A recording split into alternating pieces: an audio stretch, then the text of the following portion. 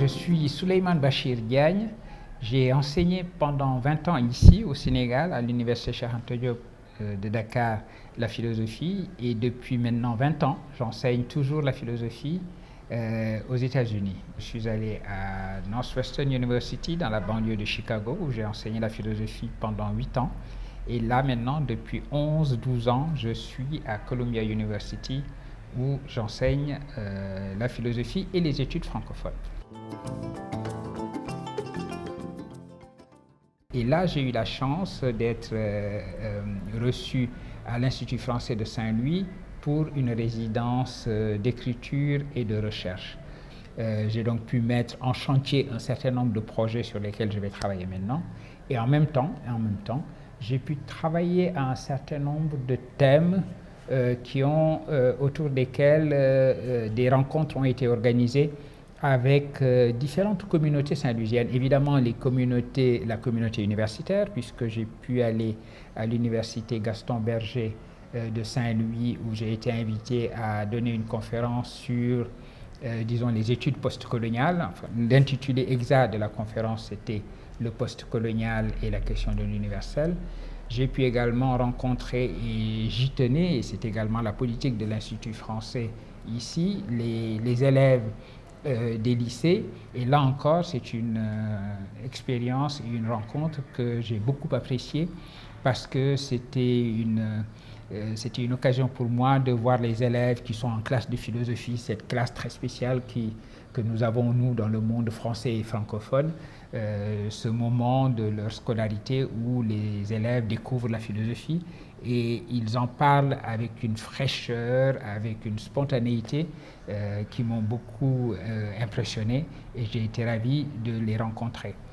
Je disais qu'il n'y avait pas seulement, ce n'était pas seulement la communauté universitaire et la communauté, on va dire, scolaire que j'ai rencontrée. J'ai pu également, parce que je suis bien tombé, je suis arrivé et j'ai effectué cette résidence pendant la période où, avec le soutien de l'Institut français, s'organise le festival de musique de Mbumba.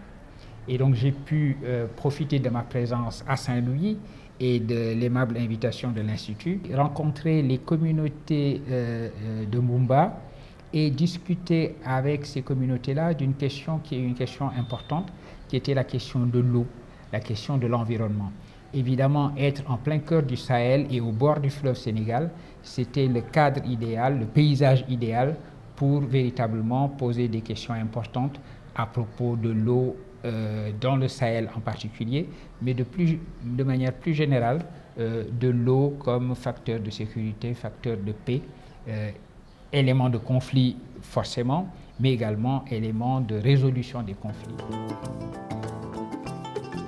Lorsque j'ai décidé de faire cette résidence et que j'ai demandé à l'Institut français de bien vouloir m'accueillir, mon projet était de travailler à un livre qui est un livre sur la traduction. Alors la traduction comprise non pas au sens purement technique, ce sens y est évidemment, mais il n'y a pas que ça, ce n'est pas le sens purement technique du transfert d'un contenu d'une langue dans une autre, mais la traduction comprise comme rencontre plus large, rencontre entre les cultures et les mondes dont les langues sont porteuses. Le fil conducteur de ma réflexion est le suivant. Mon idée est que si on considère la politique et la sociologie de la traduction, évidemment, on se rend compte tout de suite que les langues sont inégales. Les langues que l'on traduit le plus sont, comme on s'y attend, les usual suspects, comme on dit en bonne francophonie, les suspects habituels, qui sont l'anglo-américain, évidemment, aujourd'hui le chinois, l'espagnol, etc.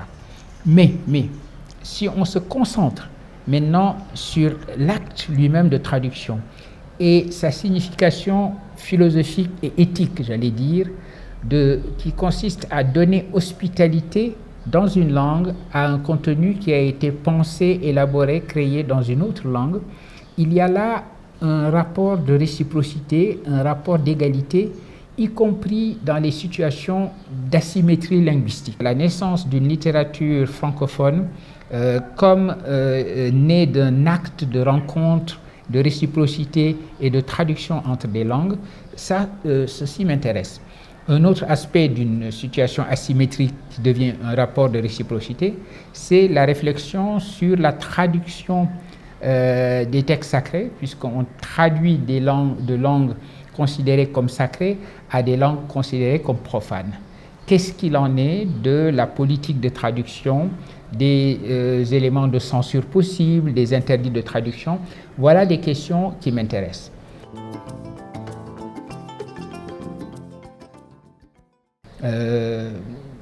Je suis arrivé avec du matériau brut, dirais-je, parce que j'avais donné il y a quelques années une série de conférences en anglais à l'université de Francfort, à l'université Goethe de Francfort, sur ce thème-là, sur le thème de la traduction.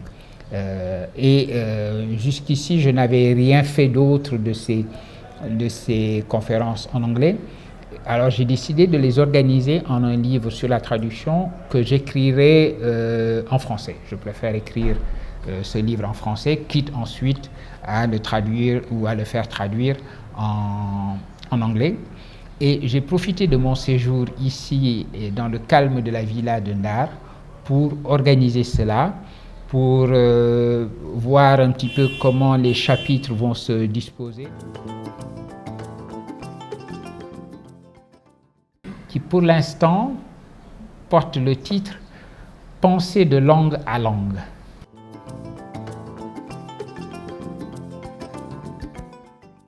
Alors, mon expérience m'indique que la Villa Ndar et la résidence de recherche, d'écriture ici profite énormément de la location, de la localisation de cet institut.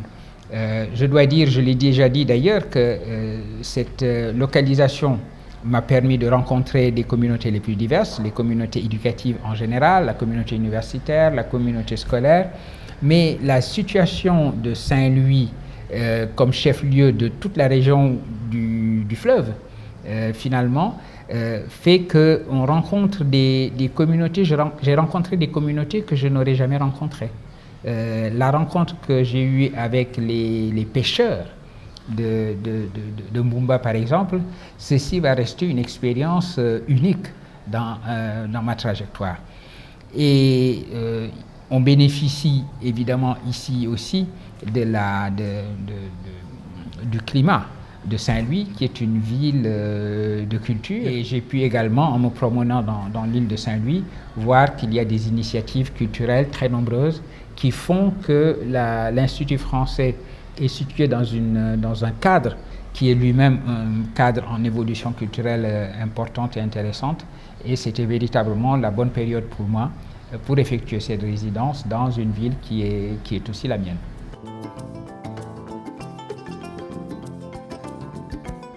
La réflexion prospective est une part importante de mon travail. J'ai écrit un petit livre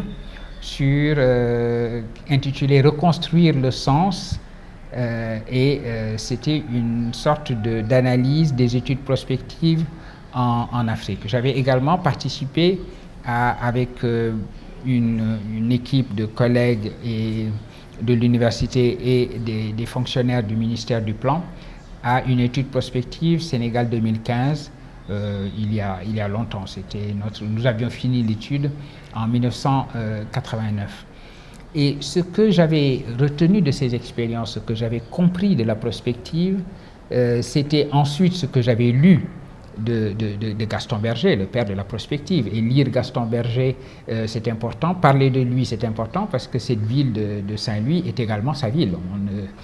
On devait savoir que Gaston Berger est né ici à Saint-Louis et qu'il a eu une grand-mère saint-louisienne. Mais pour revenir à la prospective elle-même, ce que nous enseignent les études prospectives dans la tradition précisément créée par Gaston Berger, c'est qu'il y faut une part de sciences dures, je dirais, c'est-à-dire de projection mathématique. On prend les tendances lourdes qui sont à l'œuvre dans la société telle qu'elle est aujourd'hui, on les repère bien, on prolonge ces tendances pour voir ce qu'elles sont probablement en position de donner dans un futur, dans un horizon d'une génération. Ça, c'est le côté science dure des choses. Mais évidemment, ce côté science dure ne suffit pas. Il y faut aussi de l'imagination, il y faut de l'imaginaire, et il y faut du rêve même, parce qu'il ne s'agit pas simplement de dire voici le scénario le plus probable, qui souvent est un scénario indésirable, parce que certaines tendances lourdes, quand on les lit au présent, sont susceptibles de donner des résultats dont on ne souhaite pas voir la réalisation. Mais par exemple, construire des scénarios qui soient à la fois réalistes et souhaitables, c'est un exercice qui n'est pas simplement un exercice d'extrapolation mathématique, mais un exercice d'imagination. Je suis heureux que cette résidence soit une résidence où j'ai retrouvé d'autres chercheurs qui étaient dans des domaines différents. Une chercheuse en peinture, par exemple, qui est en train de travailler à sa propre création artistique. J'ai également partagé cette résidence avec un écrivain qui est en train d'écrire un roman et qui est un écrivain tunisien.